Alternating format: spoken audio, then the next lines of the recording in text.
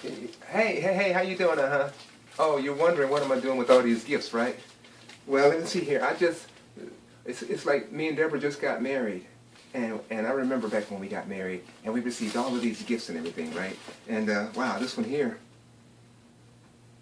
I don't know what's in here, but it looks like it's made out of, it's wrapped in a paper bag, grocery bag.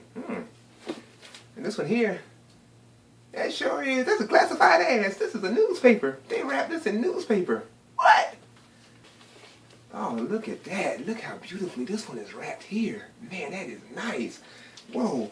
Okay, so now I got all these gifts. We got a whole lot of gifts. But we're in a hurry because we're on our way to the airport because we're going to go on vacation. And you know where we're going? Rio de Janeiro, Brazil. So we're excited about that. And my wife is up there. You better hurry up. We got to get out of here. Okay, babe? And I got all these gifts. I can't open all of them. I don't have time. But I want to open at least one of them. Which one should I open? Which one would you choose? Hands down, you would choose this one, right? Well, I would too. But see, the truth of the matter is this, that actually, each one of those gifts, they have something within it. These packages have something within it that we need. That's what the people did. They got it together and gave it to us. They were looking to see what we would need in our marriage, right? All right, so now I want you to think about this.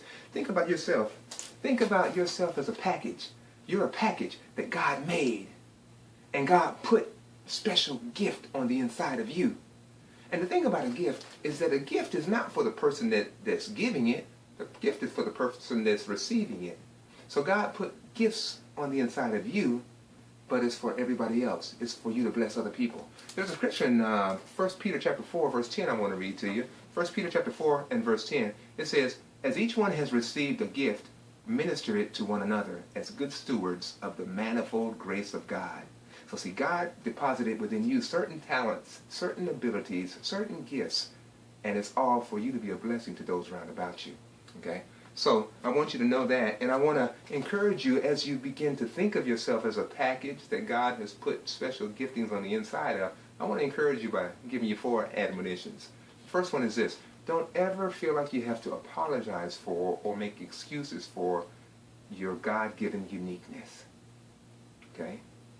For example, I don't know, I'm sorry, I just always feel like I just want to look out for the underdog. I want to make sure that they have a voice. Don't apologize for that. We need that in you. Okay? Remember, the gift that God has placed on the inside of you is to bless other people. So don't apologize for that. Number 2, once you discover your giftedness, then it's important that you begin to cultivate what you have.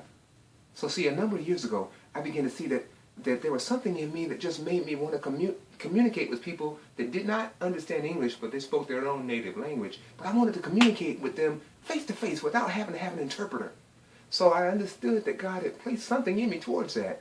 So what did I begin to do? It was my responsibility to begin to cultivate that. So I began to take courses in Spanish, Portuguese, French. I just take courses and then, begin to read and develop that gift. So as a result, yo puedo hablar en español con cualquier otra persona en toda América Latina sin intérprete.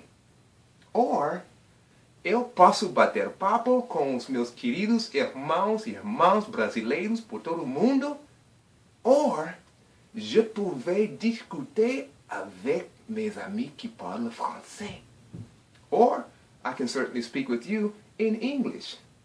See, I recognized that God had put something in me towards languages. It was my responsibility to cultivate it. So I want to encourage you, when you recognize something that God has put within you, your gift, it's your responsibility to take it and then refine it, to cultivate it. Okay? So number 3 is appreciate the uniqueness that you see in those all around you. See, some people feel like, okay, well, I got this, and what do you have? And they kind of look down.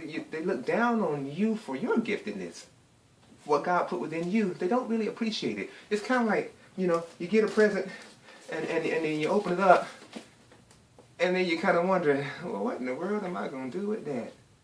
See, at the moment, I don't understand how this gift will benefit me. In time, I'll come to understand it, right? That's the same way we do a lot of times with each other. Someone comes to us and has a certain giftedness, and we just kind of, rather than appreciating it, we kind of despise it. We kind of look down on it. How does this benefit me? You just don't know yet, because God has put his gifts in all of us to benefit each other. So appreciate rather than despise the uniqueness that you see in other people all around you. Okay? And then the final thing, once you discover your giftedness, I want to encourage you to dedicate it to God and then see where he'll take you.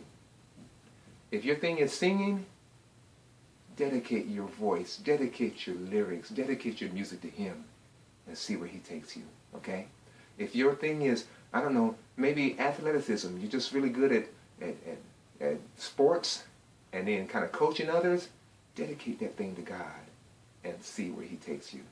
With me, one of my gifts is languages. I mean, I can pick up languages and flow in languages very easily.